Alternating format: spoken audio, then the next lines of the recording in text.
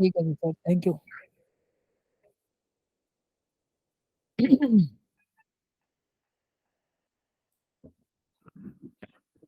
नमस्कार दोस्तों, स्वागत है आपका एक बार फिर से हमारी क्लास में जिसमें हम सीखने जा रहे हैं रीडिंग कॉम्प्रिहेंशन और ये सीरीज चलती ही जा रही है, चलती जा रही है और अभी तो और चलेगी, समझ रहे हो?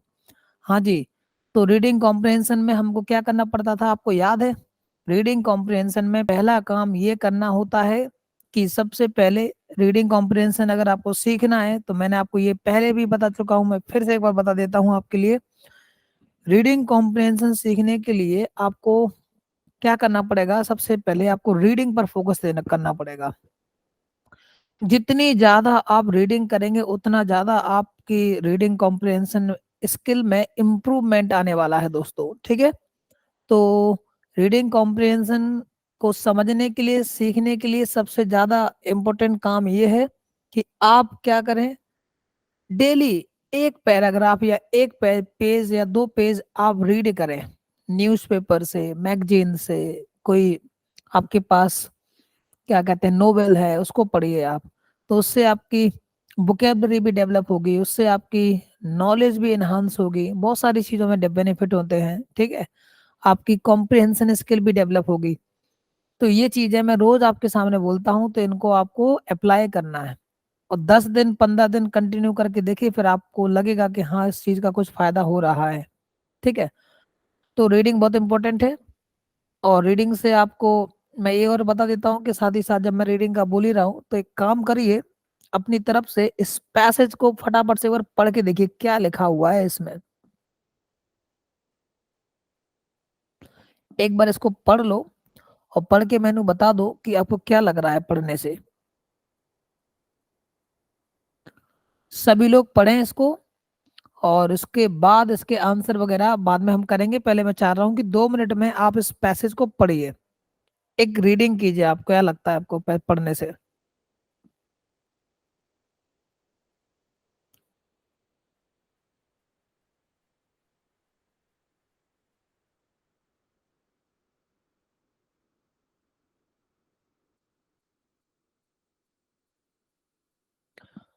इससे पहले भी जो पैसेज मैंने आपको करवाए हैं ना, उनको भी आपको पढ़ना है, घर पे प्रैक्टिस करनी है। ऐसा नहीं है कि घर पे प्रैक्टिस ही नहीं कर रहे हो। जब तक प्रैक्टिस नहीं करोगे तो इम्प्रूवमेंट नहीं आएगा भाई।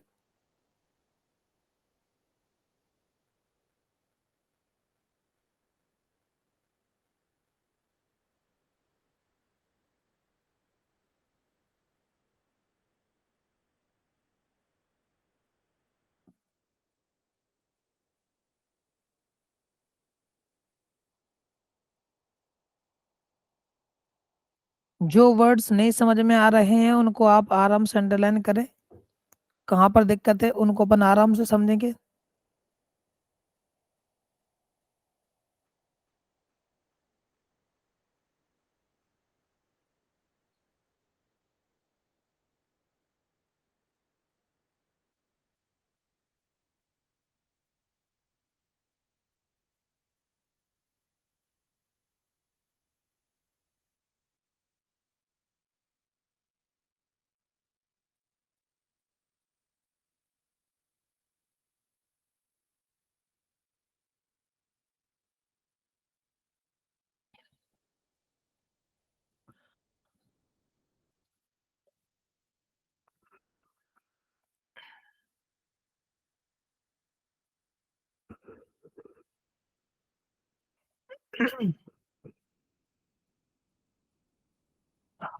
हाँ जी, पढ़ लिया क्या आप लोगों ने?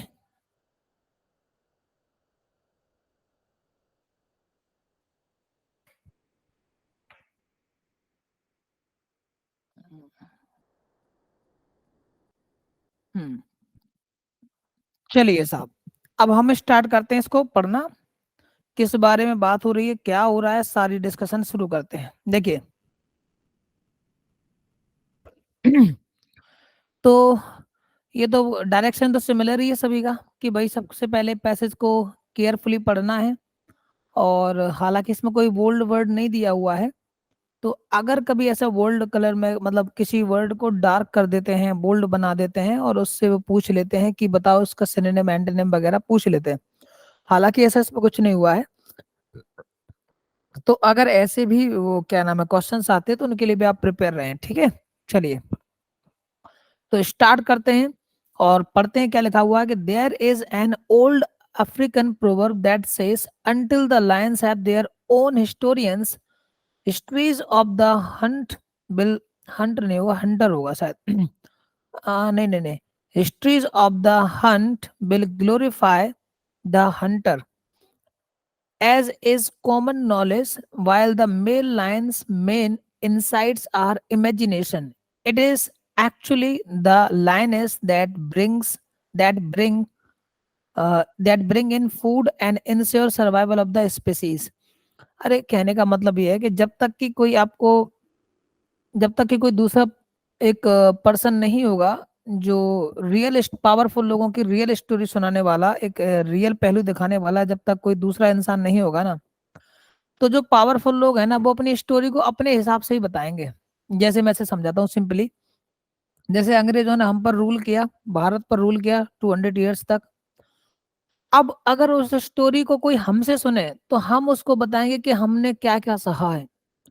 लेकिन अगर वही स्टोरी आप अंग्रेजों से सुनेंगे तो वो इसको ये नहीं बोलेंगे कि हमने वहां का शोषण किया, हमने हैरेस किया लोगों को, हमने खूब लूटपाट मचाई, ये नहीं बताएंगे। वो ये बताएंगे हमने इंडिया को डेवलप करवाया, हमने इंडियंस को इलिटरेट थे उनको लिटरेसी दी, हमने उनको ये कराया वो कराया, समझ रहे हो आप। इस तरह से आपके लिए चीजों को मैनिपुलेट किया जाएगा, लेकिन जबकि रियलिटी वो है नहीं, रियलिटी इसके काफी दूर है।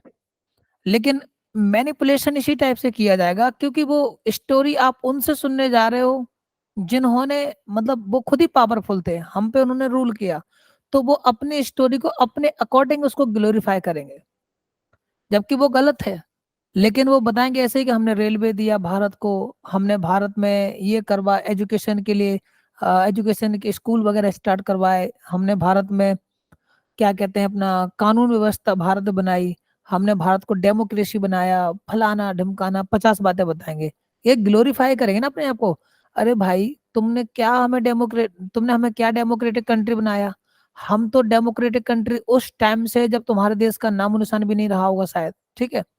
मतलब नामो निशान रहा होगा लेकिन वहां पर कोई ऐसा कोई कल्चर नहीं रहता।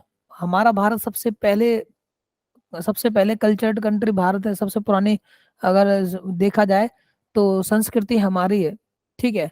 हर चीज में अगर देखा जाए, अगर तुम बोलते स्कूल की बात करें तो आपने 1800 में, शायद 1800 में फर्स्ट स्कूल आपने वहां खोला था इंग्लैंड में। उस टाइम पे हमारे भारत में लगभग 7 लाख से ज्यादा गुरुकुल थे। तो जो तुम उस 1820 सेंचुरी में स्टार्ट किए थे ना, तब हमारे पास 7 लाख से ज्यादा गुरुकुल थे हमारे भारत में, ठीक है। और आपने शिक्षा दी है, लेकिन हमने शिक्षा नहीं, हमने शिक्षा प्लस संस्कार भी दिए हैं। तो आप ऐसे नहीं कह सकते कि इंडिया ने क्या नहीं किया, इंडिया बहुत आगे था इन चीजों में भी। वर्ल्ड की टोटल जीडीपी का 25% इंडिया मतलब उस टाइम पे था 25% का, हम वहां पर सहयोग देते थे। टोटल जीडीपी में कंट्रीब्यूशन था 25% इंडिया का, ठीक है। तो अल्टीमेटली जो मैं कहना चाहता हूँ वो ये है कि दोस्तों, ये जो कहावत लिखी गई है इस कहावत का ये मीनिंग है कि जब तक कि प्रॉपर कोई हिस्ट्री बताने वाला नहीं होगा ना, या पावरफुल लोगों की जो हिस्ट्री बताने वाला नहीं होगा ना, तो वो अपनी स्टोरी जो भी होगी, चाहे उन्होंने गलत किया हो अच्छा किया हो, वो अपनी स्टोरी को हमेशा ग्लोरीफाई ही करेंगे। ये बात इसमें कही गई है, ठीक है। चलो अब इसके साथ आगे बढ़ते हैं और समझते हैं अगला कि इसमें क्या क्या और चर्चा होने वाली है। तो देखिए जरा क्या लिखा हुआ है। As is common knowledge, while the male lion's main insights are imagination, it is actually the lioness that bring in food and ensure survival of the species. कहने का मतलब ये है कि जो मेल होता है ना शेर, उसकी जो आपने देखी होगी गर्दन के चारों तरफ बढ़िया बढ़िया उसके बाल बाल होते हैं, है ना, उसको मेन कहते हैं। तो वो क्या करता है, इमेजिनेशन को इंसाइट करता है हमारे अंदर, करो यार ये शेर है ना, ये है मतलब पावरफुल, इसने किया होगा।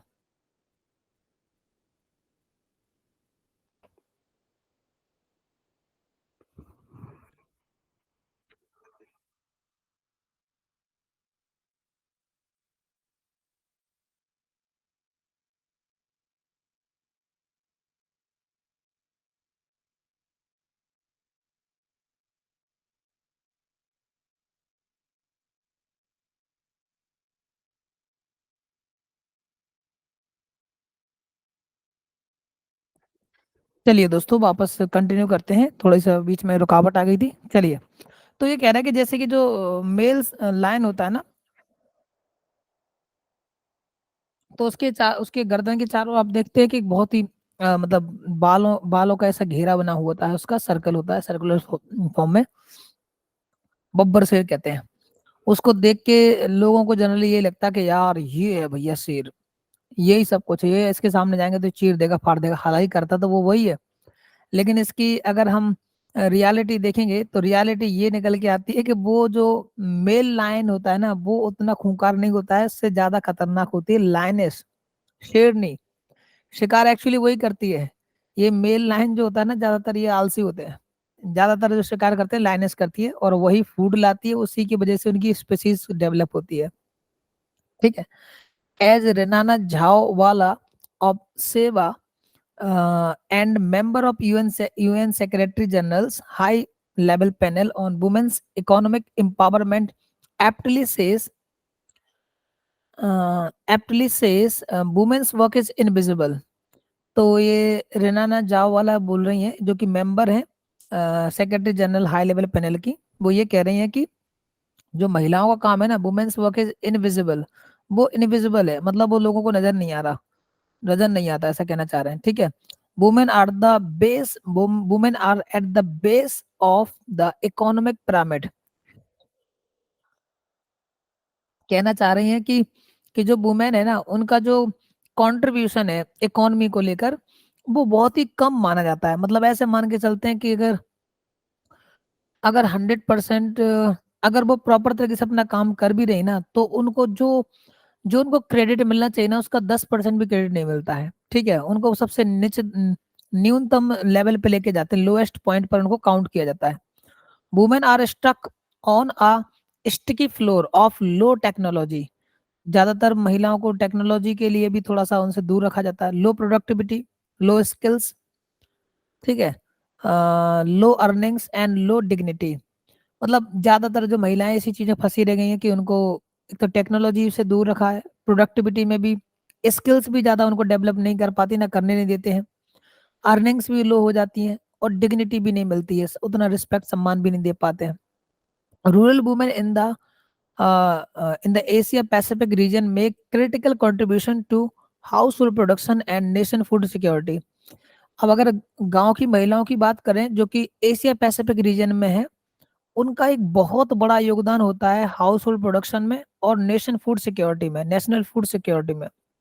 मतलब घर के चीजों के लिए भी, घर के, ऐसा समझ सकते हैं कि हाउस होल्ड प्रोडक्शन का मतलब आप घर से कोई भी चीज स्टार्ट कर रहे हो, सपोज कुछ भी, तो उसमें मान लो एक छोटा सा काम स्टार्ट क्यों ना किया हो, एक हस्बैंड वाइफ ने मिलकर एक छोटा सा काम स्टार्ट किया, तो जितना सहयोग हस्बैंड का होगा उतना ही सहयोग उसकी वाइफ का होगा।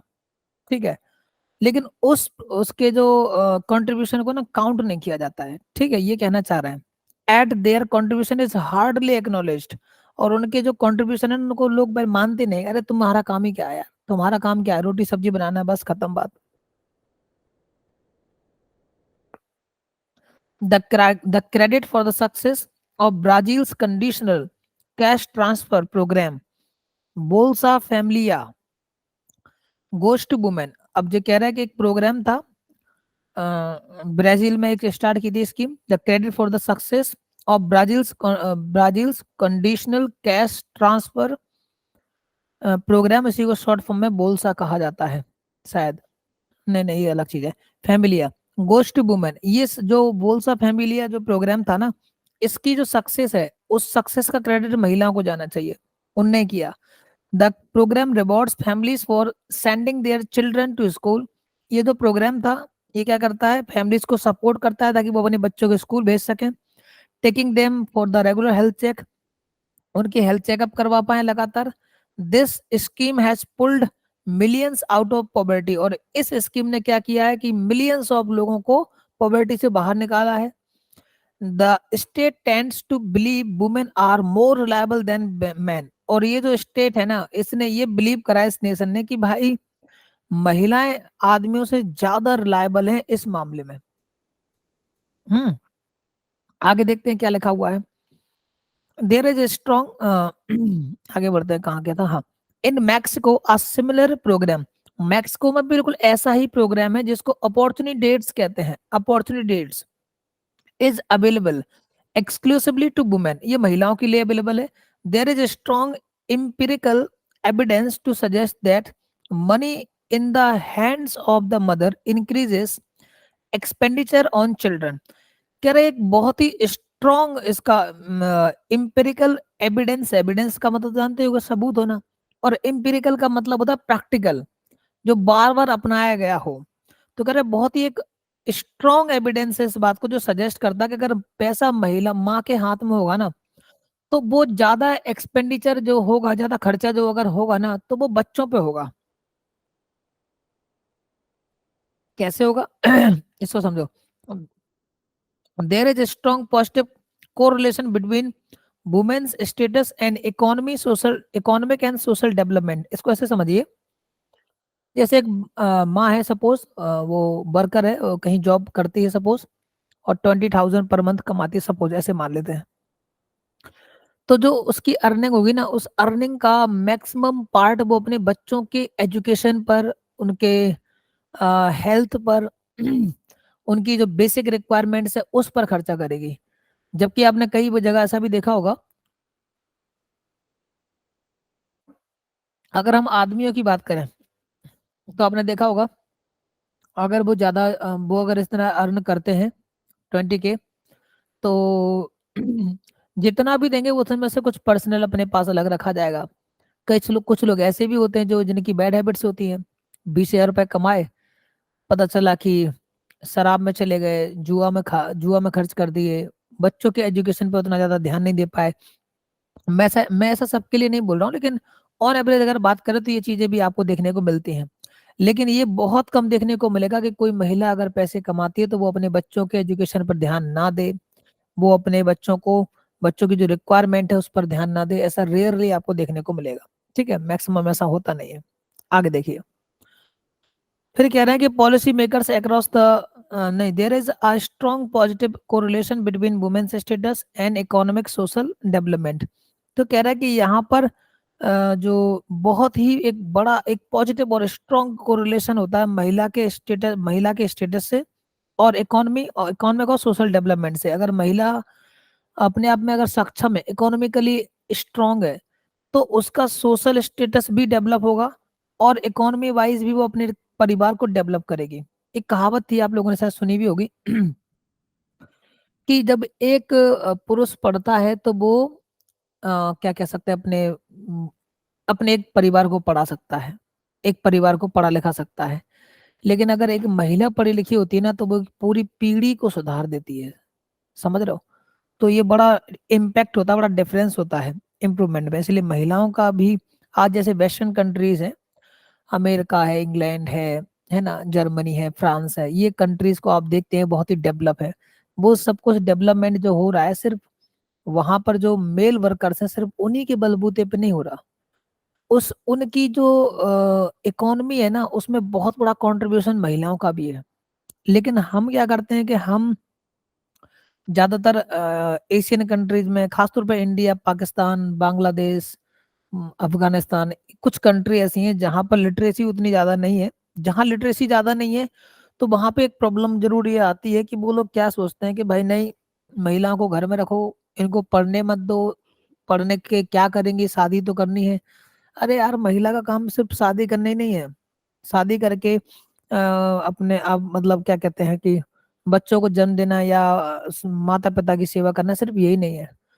उसका भी डेवलप वो भी डेवलपमेंट में सपोर्ट कर सकती है। लेकिन बस बात वही है ना कि हम इतने अवेयर नहीं है कि उसके डेवलपमेंट को एक्नॉलेज करें, उसके कंट्रीब्यूशन को हम एक्नॉलेज करें और उसको कंट्रीब्यूशन देने के योग्य बनाएं कि वो कंट्रीब्यूट कर पाए। तो ये चीज हमारे पास नहीं है और ये हमें डेवलप करनी चाहिए चीजें। सारी चीजें सोच से ही है।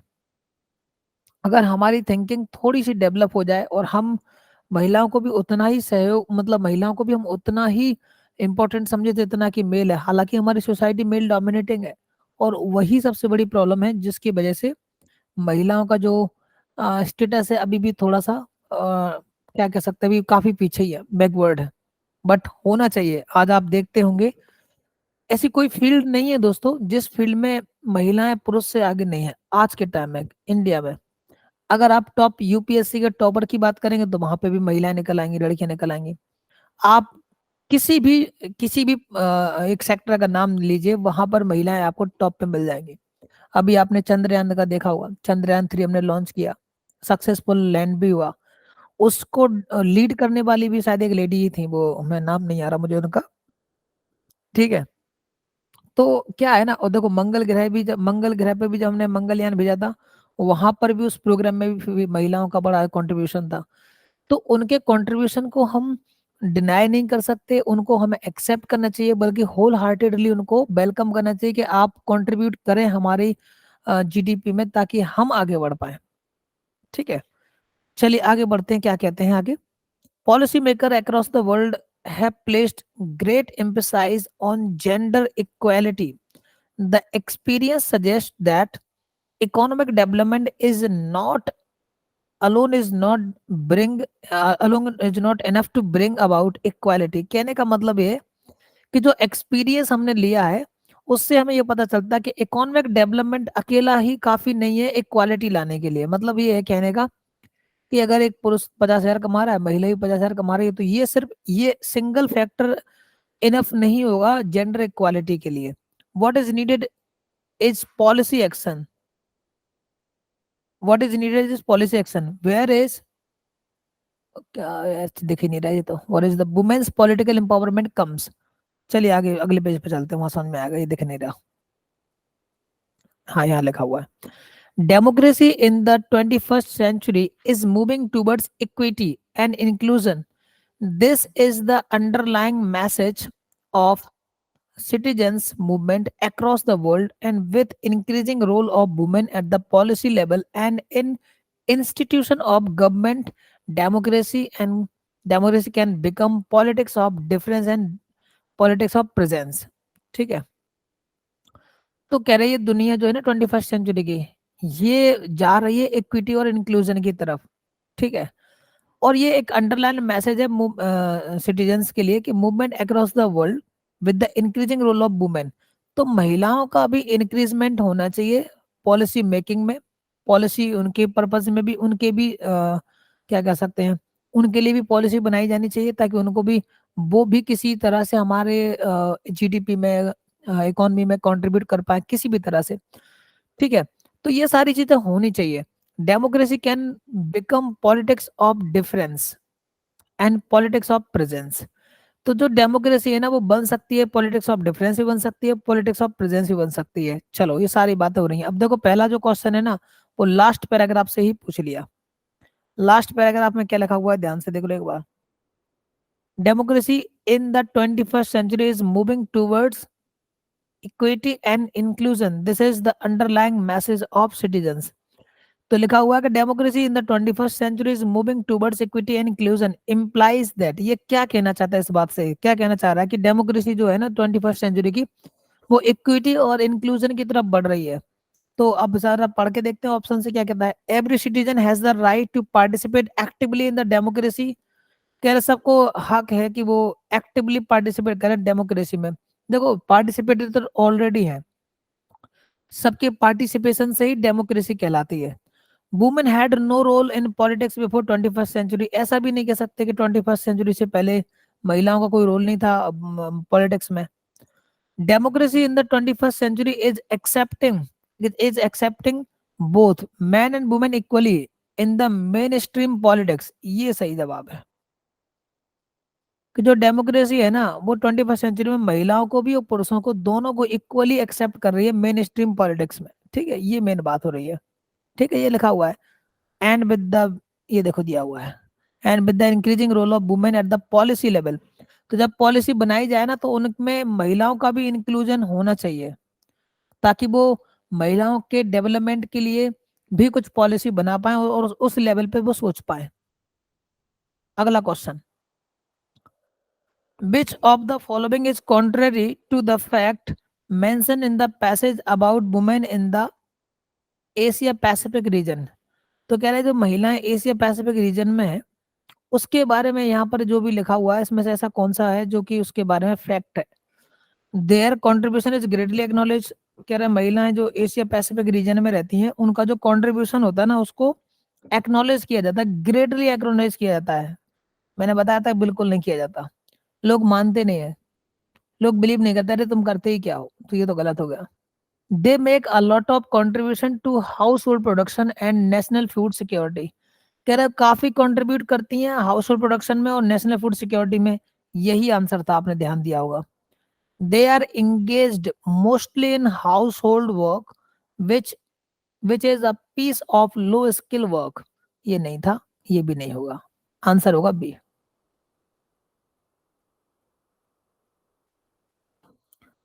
अगला क्वेश्चन आपके सामने है, what is the position of women in the economic pyramid. कह रहा है जो इकोनॉमिक पिरामिड अगर है, अगर इकोनॉमी को पिरामिड मान ले तो महिलाओं का स्थान कहाँ पर होगा, मतलब बेस में होगा या टॉप पे होगा। तो पहले ही पढ़ाया था आपने, सुनो ही पढ़ा था कि बेस में है। They are at the top of the economic pyramid, बिल्कुल नहीं है, टॉप पे नहीं है। They are at the bottom of the economic pyramid, बिल्कुल है, बॉटम पे ही थी। They are in the middle of the, बिल्कुल मिडिल में भी नहीं है। नॉट क्लियरली मेंशन, ऐसा नहीं, क्लियरली मेंशन किया गया है कि उनको इकोनॉमिक पिरामिड के बेस माना जाता है, कि तुम तो जमीन, तुम तो नीचे हो, सबसे लास्ट में हो, कुछ नहीं करती तुम, ठीक है, जबकि ये गलत है। अगला देखो, which of the following is true about Bolsa Familia programme. इस प्रोग्राम ने क्या किया था, तो कह रहे हैं this is the conditional cash transfer programme in Mexico. अच्छा आगे बढ़िए। This programme failed in Brazil because of the non cooperation of local people. ऐसा नहीं था, ये फेल नहीं हुआ था, ये तो मैसिव सक्सेस था। This program pulled millions out of poverty, बिल्कुल सही है। इसने बहुत सारे लोगों को गरीबी से निकाला, मिलियंस ऑफ पीपल, आपने पढ़ा होगा उसमें। This program has provided employment opportunity to Brazilian women. ऐसा नहीं था कि महिलाओं को रोजगार मिला था, नहीं, ये तो महिलाओं ने उसको बनाया था और उस महिलाओं के वजह से ही काफी हेल्प मिला लोगों को पॉवर्टी से बाहर आने का। तो आंसर होगा C. According to the author, there is no relationship between women's status and socio economic development. मतलब पैसेज के अकॉर्डिंग सोचो क्या कहना चाह रहा है। There is no relationship between women's status and socio economic development. Money in the hands of women makes them frugal. आए, ये तो गलत है। कह रहे महिलाओं के हाथ में पैसा होगा तो उन्हें कंजूस बना देगा। फ्रूगल का मतलब कंजूस होता है, फ्रूगल का मतलब होता है कंजूस। ओ ये गलत दिख रहा होगा आपको, मैं सीधा लिख देता हूँ, 1 सेकेंड। फ्रूगल मतलब होता है कंजूस, यानी कि माइजर, यानी कि पार्सिमोनियस।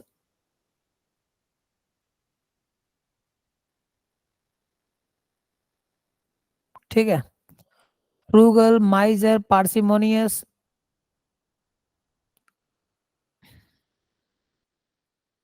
और क्या होता है कंजूस के लिए।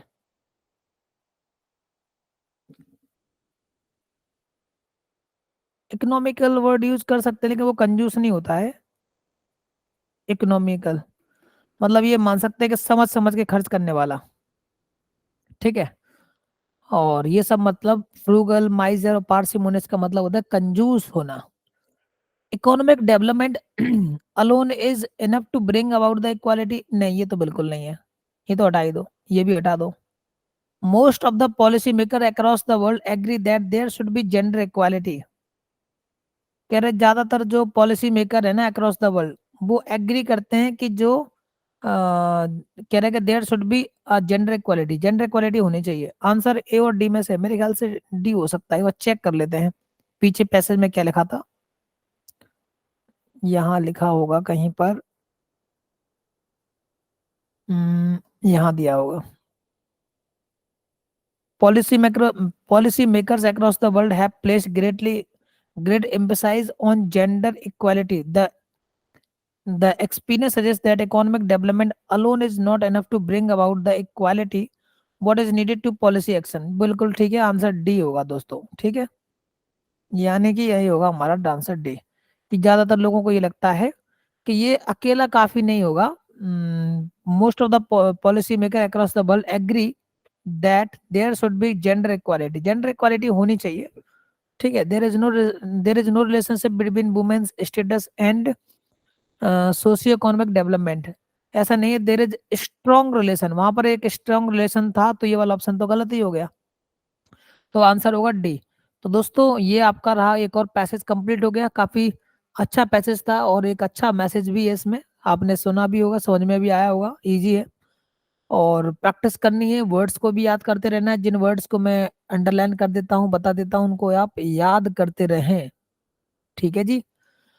बढ़िए, अगले क्वेश्चन की तरफ, और ये रहा आपके सामने अगला क्वेश्चन, और मैं आपको देता हूं पूरे 5 मिनट का समय, इसको अच्छे से रीड करिए, और रीड करने के बाद फिर हम इसको करेंगे सॉल्व।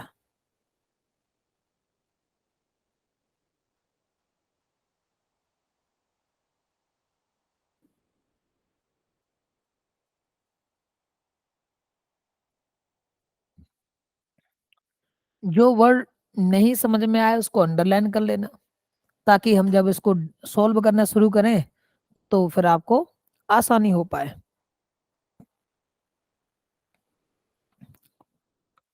और याद करते रहना है।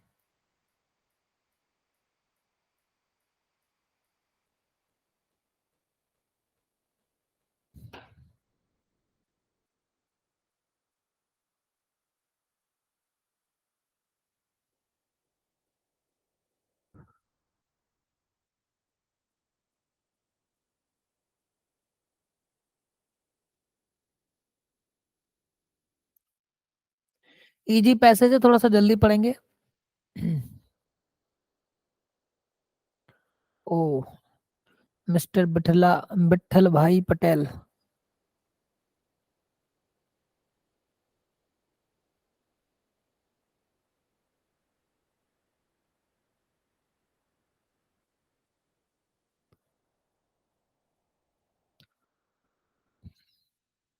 पढ़ना है, बैठना नहीं है फालतू, नहीं तुम चुपचाप बैठ जाओ।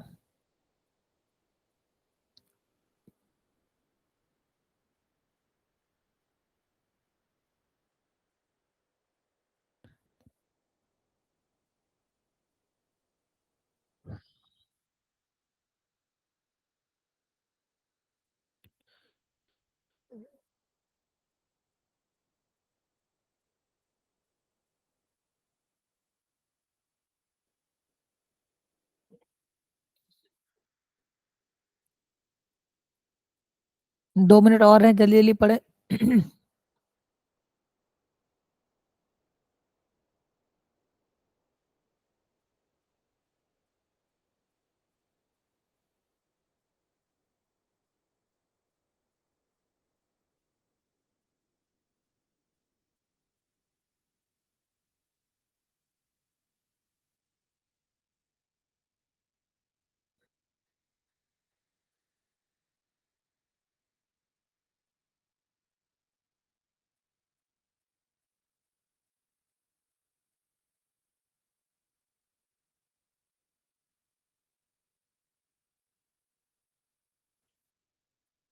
1 मिनट और बचा है, जल्दी जल्दी पढ़े।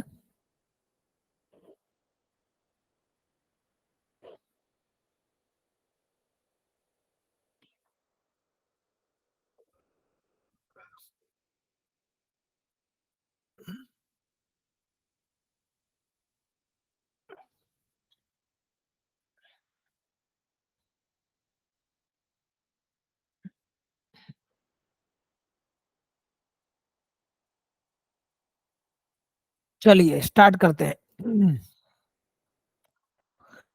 तो read the passage carefully and answer the question given below, ठीक है, बस इतनी काफी है, इसको पढ़ो।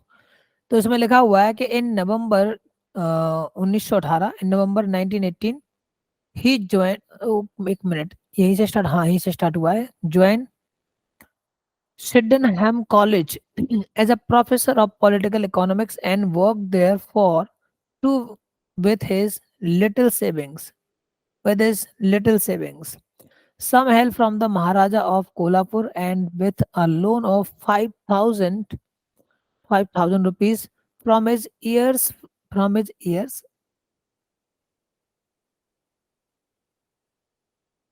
years friend. कुछ और लिखा होगा यहाँ पे, खैर ठीक है। From his years friend Naval Bhatena, ये नाम था किसी का, भटेना, नवल भटेना। कह रहे इनसे 5,000 रुपए का लोन लिया था। उस जमाने 5,000 बहुत बड़ी बात थी भाई, आज की बात नहीं हो रही है, 1918 की बात हो रही है। तो उस टाइम पे 5,000 का लोन भी एक बहुत बड़ा अमाउंट हुआ करता था, तो तब की बात है। और उस टाइम पे 5,000 रुपए का लोन लिया था उन्होंने, और कुछ मदद ली थी उन्होंने कहाँ से, महाराजा ऑफ कोल्हापुर से भी मदद ली थी, और कुछ दोस्तों से लोन मांग लिया था। तो दोस्त का नाम था Naval Bhatena. He left for England in 1920, England के लिए चल दिए 1920 में, to complete his studies in law. ठीक है, लॉ में स्टडी करने के लिए, इकोनॉमिक्स में स्टडी करने के लिए।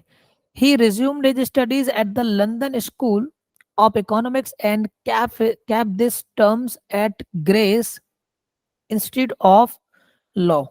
He turned his attention to the London Museum where the relics of the saintly and scientific कहाँ गया, saintly and scientific thoughts are preserved, where the ruins of the antique world are displayed, and where Karl Marx, Mazzini, Lenin, Savarkar had dug for knowledge and digested it. तो मतलब एक वहाँ एक ऐसे museum में गए जहाँ पर बहुत सारे बड़े बड़े विद्वानों की बुक्स वगैरह, उनके थॉट्स वगैरह वहाँ रखे थे। और उन्होंने सोचा कि चलो ये हम भी इसको पढ़ें, क्या है इसमें नॉलेज है, और डाइजेस्ट मतलब समझे उस चीज को, ताकि लोगों के बारे में समझ में आए कि कार्ल मार्क्स किस तरह से, किस पॉइंट ऑफ व्यू से सोचते थे। इस सब चीजों के बारे में बात हो रही है। In the museum he poured over books morning to from morning till evening. कह रहे वो म्यूजियम में ना बुक्स में ही, मतलब पोर ओवर का मतलब होता है, वैसे तो पोर ओवर का मतलब होता है किसी के ऊपर कोई चीज डाल देना, उड़ेल देना। तो यहाँ पर वो सेंस नहीं आया, ये मतलब हुआ कि सुबह से लेकर शाम तक वो किताबों से घिरे रहते थे, ये कहना चाह रहे हैं म्यूजियम में। अच्छा, इसके बाद time was an important factor with him, to save both money and time he would go without lunch. After this, the second round of reading begins at his residence. कह रहे टाइम की कमी थी, time सबसे बड़ा important factor था उनकी life में, तो उनको पैसा और मनी दोनों ही बचाना था। हम बात कर रहे हैं द ग्रेट B.R. अम्बेडकर साहब जी की बात हो रही है, आपको पता होगा। ठीक है, आगे चलकर उनका नाम मेंशन होगा। हम उन्हीं की बात कर रहे हैं कि जब वो इंग्लैंड में गए तो क्या क्या हुआ उनकी, मतलब किस तरह से उन्होंने ये सब कुछ किया। ठीक है, आगे देखिए। फिर कहते हैं कि विदाउट लंच, तो लंच किए बिना ही सीधे पढ़ने के लिए बैठ जाते थे कि चलो मेरे को वहां जाना है, म्यूजियम जाना, लाइब्रेरी वगैरह जाना, वहां बैठ के पढ़ना है। और उसके बाद दूसरा राउंड स्टडी का उनका रीडिंग का होता था स्टार्ट, अपने घर जहां वो रहते थे वहीं पर। The endless reading would go on till early morning. ओ भाई, जब पढ़ना स्टार्ट करते थे तो सुबह हो जाती, पढ़ते पढ़ते पढ़ाई बंद नहीं होती थी। He told his roommate that his poverty and want of time require him to finish his studies as early as possible. अपने रूममेट को उन्होंने बोला कि यार जो उनकी गरीबी है और जो want ऑफ टाइम है, want ऑफ टाइम का मतलब है टाइम की कमी, want ऑफ टाइम का मतलब है लेक ऑफ टाइम, कमी होना। तो बोले ये दो चीजें ऐसी हैं जो उनको मतलब इस चीज के लिए मजबूर कर रहे हैं कि जितना जल्दी हो सके उतना जल्दी पढ़ाई खत्म करके मुझे वापस जाना है। During these studies in London for his academic eminence, he had not forgotten the real aim in his life। ठीक है, तो कह रहा है कि वो इतना सब कुछ, मतलब वो अपनी पढ़ाई वढ़ाई जब सब कर रहे थे, वो अलग बात है, लंदन में पढ़ाई के दौरान भी वो जो जिंदगी का जो मेन उद्देश्य था ना वो भूले नहीं है। He could not go for a minute forget the डम faces of the untouchable in India. Untouchables, अब समझ रहे हो, मतलब वो एक मिनट के लिए भी उन लोगों के चेहरे नहीं भूल पाए हैं जो कि अनटचेबल इन इंडिया। मतलब क्या था समझा देता हूँ आपको, सुनने सबको पता होगा हालांकि कि आज जितना सुंदर हमारा देश दिखता है, हालांकि देश हमारा सुंदर शुरू से ही रहा है, लेकिन बात वही थी ना, थॉट की, थिंकिंग की। पहले के टाइम में जो थिंकिंग थी बहुत ही ज्यादा नैरो माइंडेड लोग थे, और नैरो माइंडनेस होने की वजह से ही क्या था कि काफी लोगों को इस चीज का, मतलब काफी लोगों को इस चीज को फेस करना पड़ता था कि ये बहुत ज्यादा अनटचेबल होते थे। अनटचेबल मतलब किसी को छुआछूत की बहुत ज्यादा समस्या थी उस टाइम पे। जिस टाइम पे अम्बेडकर जी पढ़ते थे। उनका स्ट्रगल आप में से बहुत सारे लोगों ने देखा भी होगा। मतलब देखने का मतलब ये है कि शायद किसी मूवी में या किसी टीवी सीरियल में उनको डिपिक्ट किया गया हो, या उनकी किसी किताब वगैरह को आपने पढ़ा हो तो उसमें शायद उनकी स्टोरी को बताया गया हो, या किसी के मुंह से सुना होगा। तो बहुत ही स्ट्रगल फेस किया है। जिस स्कूल में वो पढ़ते थे, उस स्कूल में बाकी बच्चों को बेंच पे बैठाया जाता था, उनको बेंच पे बैठना तो छोड़ो, उस क्लासरूम में भी एंट्री नहीं देते थे। उनको बाहर बैठने का मौका मिलता था, बाहर बैठ के देखो, आप बाहर से झांक लो। पानी पीने के लिए जो चपरासी था ना, तो वो उस जो मटका या जो भी हुआ करता था, उसमें से आप डायरेक्ट नहीं पी सकते थे पानी। मतलब डायरेक्ट का मतलब मग लेकर आप पी नहीं सकते थे। चपरासी आपको पिलाएगा, वो भी इतने दूर से, 1 मीटर दूर से पानी गिराता था। तो ये सारी चीजें, मतलब ऐसे ट्रीटमेंट, मतलब आज के टाइम में हम एनिमल्स को भी नहीं करते, इतना ऐसा ट्रीट नहीं करते जैसा कि इंसानों के साथ ट्रीटमेंट हुआ करता था। जब हम गुलाम थे, उस टाइम की बात कर रहा हूँ मैं। और गुलामी के बाद भी चीजें एकदम से चेंज नहीं हुई है। बहुत स्ट्रगल किया है अम्बेडकर साहब ने। और अगर आज उन्होंने ये काम नहीं किया होता, सोच के देखो यार, कि एक कंट्री जिसका 80 to 90% जो पॉपुलेशन है ना, वो SC ST और OBC से मिलके बनता है। लगभग 10% मान लो, ज्यादा से ज्यादा जो जनरल वाले लोग हैं, जनरल कैटेगरी के जो लोग हैं। मैं भी एक जनरल कैटेगरी का ही इंसान हूँ, बट जो फैक्ट है मैं वही बोलूंगा। आप सोच के देखिए कि आज हमारा कंट्री इतना अच्छी डेवलपमेंट की मतलब रोड पर चल रहा है, राह पर चल रहा है। ये कैसे हो पाया है? इस ट्रैक पे क्या हम क्या जनरल वाले 10% लोग ले जा पाएंगे? नहीं है पॉसिबल। 10% कुछ भी कर लेगा, 90% कुछ नहीं करेंगे ना, तो ये देश कल भी गरीब था, आज भी गरीब है और हमेशा गरीब रहेगा। और अगर 10% कुछ ना करें और वो 90% कुछ भी कर दें, तो ये देश कल भी अमीर होगा, आज भी होगा और आगे भी रहेगा। क्योंकि भाई आपको भी पता है कि जो डेवलपमेंट हो रहा है, वो रेशो किस में होगा? उस रेशो में होगा जो ज्यादा लोग उस जिस चीज को करेंगे। तो 80 90% जो पॉपुलेशन है वो SC ST OBC की है। तो उस पॉपुलेशन का अगर आप डेवलपमेंट रोकेंगे, उस पॉपुलेशन को अगर आप पढ़ने लिखने नहीं देंगे, उसके साथ आप दुर्व्यवहार करेंगे, तो आप खुद सोचो कि आपका देश कैसे आगे बढ़ सकता है। तो उनका जो अगर देखा जाए ना, तो वो तो पढ़ लिख गए थे अम्बेडकर साहब। तो पढ़ लिखने के बाद उनको कहीं पर भी बहुत अच्छा, वो तो कुछ जो चाहते अपने हिसाब से कुछ भी कर सकते थे, लेकिन नहीं, उनने खुद का नहीं सोचा। खुद के अलावा उन्होंने इस 80 से 90% पॉपुलेशन का भी सोचा कि इनको भी राइट मिलना चाहिए, इनको भी पढ़ना लिखना चाहिए, ये भी ये भी हर चीज को जानने के हक हो इनको भी। तो ये बहुत बड़ा कंट्रीब्यूशन था उनका। और ये कंट्रीब्यूशन जितना बड़ा था ना, उस कंट्रीब्यूशन के बारे में मतलब मैं क्या ही वर्ड्स बोलूं। और हम होते ही क्या है बोलने के लिए। मतलब ग्रेट नहीं, ग्रेटेस्ट पर्सन थे वो, ग्रेटेस्ट एजुकेटर। बहुत शानदार। उनकी टीचिंग्स को अगर प्रॉपरली कंसीडर करके प्रॉपरली उनको अप्लाई किया जाए ना, तो हमारा कंट्री पता नहीं कहाँ पहुंचे। बहुत अच्छी अच्छी बातें भी कही उन्होंने, ऐसी बात नहीं है। तो बस बात यही है दोस्तों, उसी के बारे में बात हो रही है कि वो जो कंट्री जो उन्होंने फेस किया था, जो उन्होंने अपने लोगों के साथ होते हुए देखा था, वो उस चीज को भूले नहीं है।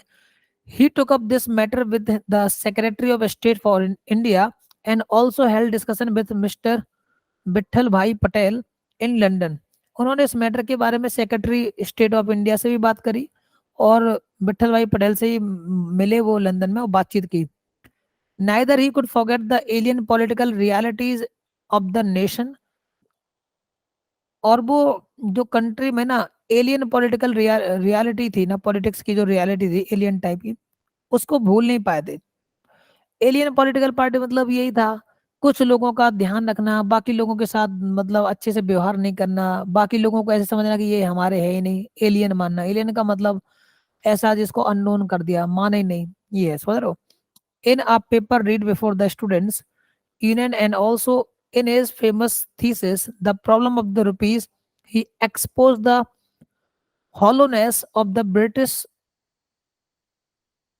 policies in India, which caused a stir in the academic world of London।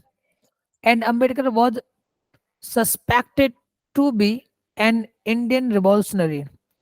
तो कह रहा है कि उन्होंने जो अंग्रेजों की जो हॉलो हॉलो मतलब खोखली पॉलिसी थी ना भारत में, उनको भी एक्सपोज किया। ठीक है। और जिसकी वजह से इंग्लैंड के जो एकेडमिक वर्ल्ड है ना, उसमें एक तूफान सा आ गया, अरे भाई ये क्या हो गया, ये कैसे हो गया। तो Ambedkar was suspected to be Indian revolutionary, और अम्बेडकर साहब जी को उन्होंने ये माना कि ये भाई भारतीय क्रांति में, मतलब भारतीय क्रांति का क्या कह सकते हैं कि ये एक लहर ला सकते हैं, भारतीय भारत में क्रांति ला सकते हैं ये। उनको इस तरह से सोचा गया, क्योंकि वो और वास्तव में लाए क्रांति। हमारी लिटरेसी में इतना ज्यादा डेवलपमेंट हुआ है आज, जो 80-90% पॉपुलेशन जो उस टाइम पे मैक्सिमम इलिटरेट थे, उनको अगर लिटरेसी मिल रही है, अगर आज वो कुछ अच्छा कर रहे हैं, आज कुछ चीजें अच्छी हो रही हैं, तो उसकी वजह अम्बेडकर साहब है कहीं ना कहीं। मैं तो कहीं ना कहीं क्या, मैं तो उसको डायरेक्टली मानता हूँ, उन्हीं की वजह से हो पा रहा है कि आज वो डेवलप कर पा रहे हैं अपने आप को। ठीक है दोस्तों। तो चलो आ जाओ क्वेश्चन की बात कर लेते हैं। डॉक्टर अम्बेडकर साहब वॉज अ टीचर ऑफ, किस चीज के टीचर थे वो? पॉलिटिकल इकोनॉमिक्स, लॉ, लिटरेचर और पॉलिटिकल साइंस। तो आंसर पहले ही है, पहले नंबर पे दिया था पहले पैराग्राफ में, सही आंसर है दोस्तों। Why did Ambedkar try to finish his studies as early as possible? Ambedkar साहब क्यों चाहते थे कि वो अपनी पढ़ाई बहुत जल्दी खत्म कर लें? कह रहे ड्यू टू इलनेस, उनको प्रॉब्लम थी, कोई बीमारी थी, ऐसी बात नहीं थी दोस्तों। ड्यू टू एडवर्स क्लाइमेट, कह रहे वहां का मौसम अच्छा नहीं था, अरे ये भी बात नहीं थी। For the lack of resources and time, यही वजह थी। कह रहे ड्यू टू नॉस्टैल्जिया, अरे नहीं भाई ये कुछ नहीं थी, क्या घर की यादें आती थी, पुरानी चीजें, नहीं नहीं। जो मेन प्रॉब्लम थी वो रिसोर्सेज की कमी थी, पैसे भी नहीं थे, समय भी ज्यादा नहीं था। What was Ambedkar's real aim in life, Ambedkar साहब का रियल एम क्या था? Upliftment of downtrodden caste, जो नीचे दबे कुचले लोग हैं उनका अपलिफ्टमेंट करना, या अपलिफ्टमेंट ऑफ हिज फैमिली। यही तो बात थी ना, ग्रेट, इसीलिए तो ग्रेट कहा जा रहा है, क्योंकि उन्होंने सिर्फ अपनी फैमिली के बारे में नहीं सोचा कि भाई मेरा परिवार आगे बढ़ जाए, नहीं नहीं नहीं। अगर ये होता ना तो आज उनको ग्रेटेस्ट नहीं कहा जाता, ये बात नहीं है। कह रहे एकेडमिक एमिनेंस चाहिए था उनको, नहीं नहीं, वो तो भाई एमिनेंट ऑलरेडी है, उनके जैसा कोई इंसान दूसरा ही नहीं। Successful career as a lawyer, कह रहे एज अ लॉयर उनको सक्सेसफुल कैरियर चाहिए था, लॉयर नहीं नहीं, ऐसा भी नहीं है, ये भी गलत हो गया।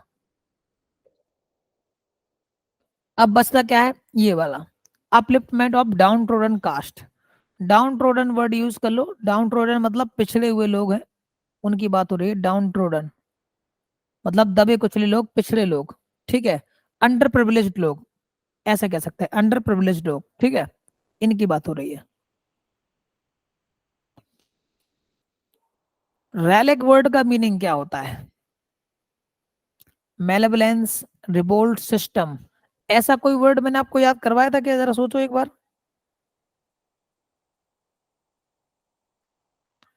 ऐसा वर्ड मैंने कभी याद करवाया था आपको क्या? इनमें से कितने वर्ड हैं जो मैंने आपको याद करवा दे? रिवोल्ट तो पता चले गया होगा आपको।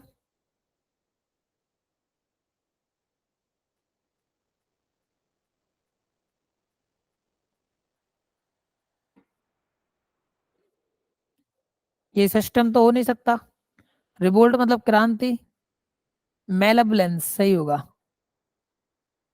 रिवोल्ट क्रांति है, सिस्टम है ये। रैलिक अबसेस, रिवोल्ट याद नहीं है, रिवोल्यूशनरी से बना हुआ वर्ड है। What did Ambedkar expose in his thesis, Ambedkar साहब जी ने क्या एक्सपोज किया अपने थीसिस में? थीसिस मतलब report,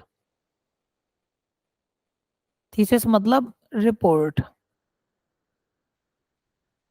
marginality of the rulers, infallibility of the British rule, universal laws of brotherhood, hollowness of English policies in India. यही था लास्ट वाला पैराग्राफ, यही सही है। कुछ समझ में आ रहा है आपको? तो मतलब अल्टीमेटली ये सारी चीजें जो आपको बताई जा रही थी कि ये सारी चीजें अम्बेडकर साहब के बारे में, ये एक टीचिंग है आप सबके लाइफ के लिए। एक क्या कहना चाहिए, एक ऐसे मतलब पर्सन अब दोबारा कभी इस धरती पे आएंगे, मैं मुझे नहीं मालूम इस बारे में, लेकिन मुझे फिर भी एक चीज मुझे बोलनी है। कई राज्यों के तो नहीं पता, लेकिन मैंने कई राज्यों में अभी भी ऐसा देखा है कि वहां पर अभी भी लोगों को अभी भी अवेयर होने की जरूरत है। आप इस चीज का जो आपको राइट आज दिया है अम्बेडकर साहब ने, उसका पूरा बेनिफिट लो। आप अपने आप को पढ़ाई लिखाई में जितना ज्यादा आप झोंकेंगे, उतना ज्यादा आप आगे बढ़ेंगे, उतना ज्यादा आप डेवलप होंगे। तो किसी भी कैटेगरी से बिलोंग करते हो, हालांकि कई बच्चों को ऐसा भी लगता है जो जनरल कैटेगरी से बिलोंग करते होंगे, शायद उनको शायद ऐसा लगता भी होगा, कह रहे यार ये मतलब क्या कहते हैं इसको, अम, क्या कहते हैं इसको, रिजर्वेशन को लेकर कुछ अगर अपने उनके थॉट्स अलग हैं, तो नहीं बच्चों, ऐसा बिल्कुल नहीं है। आपके थॉट गलत हैं, आप ऐसा सोचते हो। आप एक बार सोच के देखो कि सपोज मान लीजिए टोटल वैकेंसी 500 है, मान लीजिए, ठीक है, 500 या 100, 1000 मान लेते हैं वैकेंसी टोटल। मान लीजिए कि टोटल वैकेंसी 1000 है।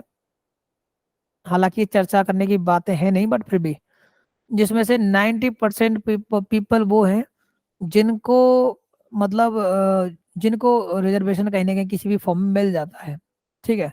यानी कि तो इस हिसाब से देखा जाएगा तो मान लीजिए कि 900 वैकेंसी है, और 900 वैकेंसी में 90% लोग मिलते हैं, और बचती हैं 100 वैकेंसी। 100 वैकेंसी में बचते कितने लोग हैं? 10% लोग, ठीक है। तो अगर आप देखोगे ना, ऑन एवरेज कम नहीं पड़ेगा, बराबर ही चाहे पड़े या ज्यादा ही चाहे पड़ जाए। तो जनरल वालों के लिए भी अपॉर्चुनिटी बहुत रहती है, बस आप लोग पढ़ाई लिखाई पर ध्यान दें और ये सब चीजों पर बिलीव ना करें। ये सब चीजें नहीं है, ये हमारा अपलिफ्टमेंट है, ये हम लोगों का अपलिफ्टमेंट है। अगर हम डेवलप होंगे, अगर सब लोग डेवलप होंगे, तब हमारा कंट्री डेवलप होगा। चलो ये बातें तो चलो चलती रहेंगी, अलग बात है कोई। अब हम एक काम करते हैं, अपनी एक चीज और पर बात कर लेते हैं। कुछ वर्ड्स मैंने आपको पिछली क्लास में भी याद करवाए थे, पता नहीं आप लोग रिवाइज कर रहे हो कि नहीं कर रहे हो। मैं आपको बार बार बोलता हूँ कि वर्ड्स को याद करना है। वर्ड्स याद नहीं करोगे तो कैसे काम चलेगा भाई, है? वर्ड्स याद करने पड़ेंगे। जितनी अच्छी वोकेबलरी होगी, उतने अच्छे पैसेज आप सॉल्व कर पाओगे। तो वर्ड्स याद करना स्टार्ट कर दीजिए आप लोग रेगुलरली, ठीक है। चलो दो चार वर्ड्स मैं आपको और याद करा देता हूँ, यहीं पर जरा देख लीजिए। एक वर्ड है दोस्तों, पॉसिटिव। इस वर्ड को कैसे याद करोगे?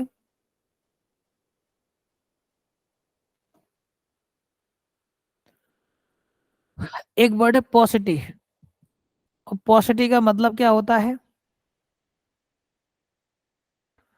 पॉसिटिव का मतलब होता है कमी होना, किसी चीज की कमी होने को बोलते हैं पॉसिटिव। अब इसके कुछ सिनोनिम्स हैं, मैं बता देता हूँ आपके लिए। जैसे एक वर्ड होता है स्कार्सिटी, एक वर्ड होता है स्कैंटी, एक वर्ड होता है डर्थ, एक वर्ड होता है लैक, एक वर्ड होता है वांट। इन सारे वर्ड्स का मीनिंग होता है कमी होना। Paucity, scarcity, scanty, dearth, lack और वांट। इन सब वर्ड्स का मीनिंग होता है कमी होना, किसी चीज की कमी होना। तो इसको कैसे याद करोगे आप? तो देखो कुछ वर्ड्स तो ऐसे भी याद कर सकते हो, जैसे कि ये तो सरल है, लैक और वांट, ये तो आप जानते ही होंगे, ठीक है। लेकिन ये जो पॉजिटिव वर्ड है, इसको समझ लो एक बार, और स्कार्सिटी को समझ लो एक बार। तो कैसे याद करोगे इसको? इसको ऐसे याद कर लेना, पॉजिटिव को इस तरह से याद कर लेना आप, पॉसिटी। तो इसमें ऐसे याद कर लेना इसको कि इसको इतना टुकड़ा तो तोड़ देना, इसको कर लेना पौ की जगह पर पाओ, और सिटी का मतलब तो सिटी है ना। कैसे याद करोगे? पाव के साथ भाजी वो लगा दो, पाव भाजी। पाव भाजी की सिटी में कमी है, इस तरह से याद कर लो। पॉजिटिव मतलब पाव भाजी की सिटी में क्या है? कमी, पॉजिटिव। तो इस तरह से याद हो जाएगा। इसी तरह से लिखा है scar city, scar city word है, कैसे याद करोगे? इसमें कार को अंडरलाइन कर लो, सिटी को अंडरलाइन कर लो। लिख लो कि सिटी में कार की कमी है, सिटी में कार की कमी है। इस तरह से याद हो जाएगा। पॉजिटिव मतलब सिटी में पाव भाजी की कमी है, पॉजिटिव मतलब सिटी में पाव भाजी की कमी, स्कार्सिटी मतलब सिटी में कार की कमी है। अब एक वर्ड और है स्कैंटी, कैसे याद करोगे? यहाँ लगा है स्कैंटी, इसमें लगा कैंटी, कैंटी को अंडरलाइन करके कर लो कैंटीन।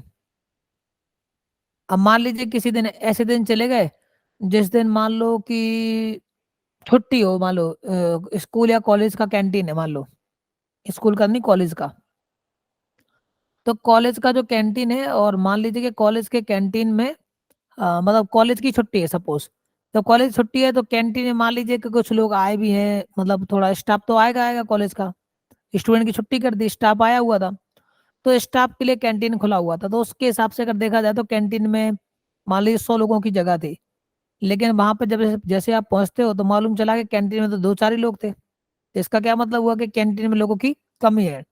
तो स्कैंटी मतलब कैंटीन, कैंटीन में लोगों की कमी है। बस इस तरह से याद कर लेना। पाव पॉजिटिव कैसे करोगे? सिटी में पाव भाजी की कमी है।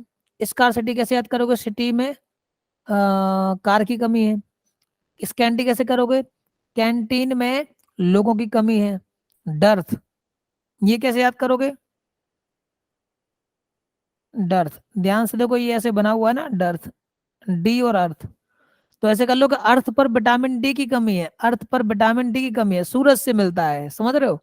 सूरज के प्रकाश से मिलता है ना विटामिन डी, तो इसको ऐसे याद कर लो कि अर्थ पर विटामिन डी की कमी है। तो इन सारे वर्ड्स का एक ही मीनिंग होता है। क्या मीनिंग होता है सबका? कमी होना। पॉसिटी मतलब पाव भाजी की कमी, स्कार्सिटी मतलब कार की कमी, स्कैंटी मतलब कैंटीन में लोगों की कमी, डर्थ मतलब विटामिन डी की कमी अर्थ पर, लेक और बॉन्ड तो इजी वर्ड से, तो इनको तो आप याद कर ही लोगे, तो फटाफट से इनको नोट कर लो इन वर्ड्स को दोस्तों, इन वर्ड्स को नोट भी कर लो।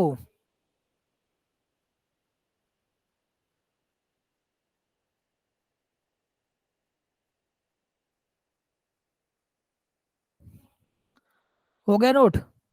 चलिए आगे बढ़ाते हैं।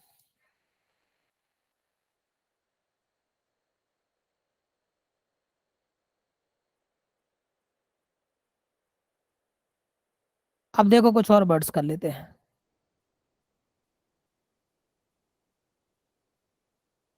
कुछ और वर्ड्स हैं जैसे कि,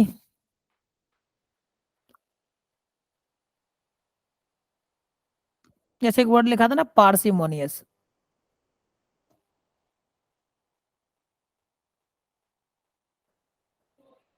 ठीक है,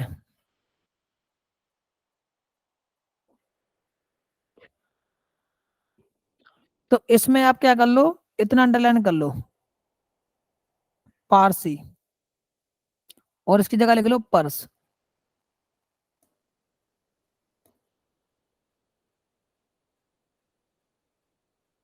इस तरह से लो पर्स।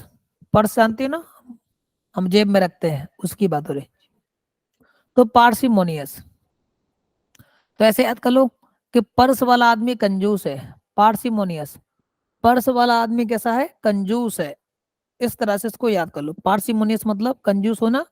कैसे याद करोगे? पर्स वाला आदमी कैसा है? कंजूस है।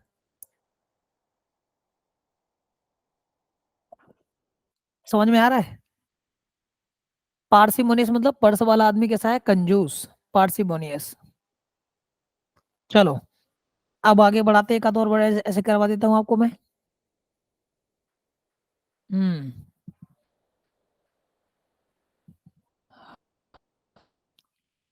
एक वर्ड है पॉपर, सीधे लिखता हूँ जरा। एक वर्ड होता है पॉपर, PAUPER, पॉपर। अब इसको याद करने के लिए अंडरलाइन करो इतना, PAPER, और की बना लो पेपर। पॉपर का मतलब होता है गरीब होना, पुअर। पॉपर का मतलब होता है गरीब होना। तो कैसे याद करोगे कि पेपर वाला गरीब है? पॉपर जो पेपर डिलीवर करते हैं ना, सुबह सुबह घर घर आके पेपर देते जाते हैं, तो उसको ही क्या मान ले, क्या देंगे हम? पेपर वाला कैसा है? गरीब है। पॉपर, पेपर वाला कैसा है? गरीब है। सही है भाई? एक वर्ड और है ऐसे, मतलब ये एग्जाम्स में आते रहते हैं दोस्तों, तो मैं इसलिए आपको बता रहा हूँ कि इनको ऐसे याद करते रहा करो, मोस्ट इंपॉर्टेंट वर्ड्स हैं, इनको इसको याद करते रहा करो। ठीक है। एक वर्ड है वेफल।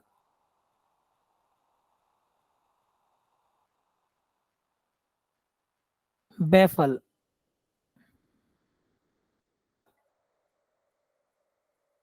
वेफल का मतलब क्या होता है? शॉक हो जाना। वेफल का मतलब होता है शॉक हो जाना। कैसे याद करोगे? वेफल को अंडरलाइन कर लो, की बना लो buffalo. Waffle buffalo. Waffle buffalo एक जैसा लग रहा है ना बोलने में। तो ऐसे मान लो कि बफेलो को देखकर शॉक हो गया। कैसे शॉक हो गया? अब मेरे पास एक पिक्चर नहीं दिखा देता। मान लीजिए कि भैंस का दूध लेने के लिए गए। कोई बंदा था, जिम जाता है, और उसको चाहिए था दूध, के चलो भैंस का दूध पियेंगे, बॉडी बनेगी। जब वहां पहुंचता है तो मालूम चला कि भैंस खुद ही दूध पी रही है अपना।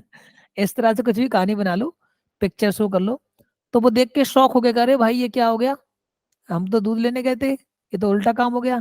तो शौक हो जाना, बफेलो को देखकर शौक हो जाना, इस तरह से याद कर लेना। तो पार्सिमोनियस मतलब पर्स वाला आदमी कंजूस है। पॉपर मतलब पेपर वाला व्यक्ति गरीब है, पेपर बेच देने वाला। बफेलो वेफल मतलब बफेलो को देखकर शौक हो गया। सही है गलत है? तो ये सारे वर्ड्स को इस तरह से आपको याद करना है। ठीक है। तो और क्या, एक आध वर्ड और बता देता हूँ, कितने हो गए जाने पता नहीं, 7 8 वर्ड्स हो गए होंगे। एक वर्ड और है दोस्तों इसी तरह से, देखो। एक वर्ड होता है डिलीजेंट। एक मिनट बताओ, अलग अलग कलर से लिखता हूँ।